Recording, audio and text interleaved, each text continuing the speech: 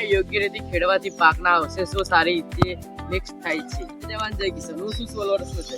હું કરી રહ્યો છું પ્રાકૃતિક ખેતી. શું તમે પણ પ્રાકૃતિક ખેતી કરવા માટે જમીનને તો સમતળ બનાવવી પડે.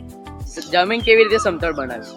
જમીનમાં પહેલા આપણે અમૃત મારી નાખીએ છીએ. અમૃત મારી નાખી અને પછી ઉપર આપણે છાણિયું ખાતર નાખ્યું હતું. એ બેને મિક્સ કરવાનું.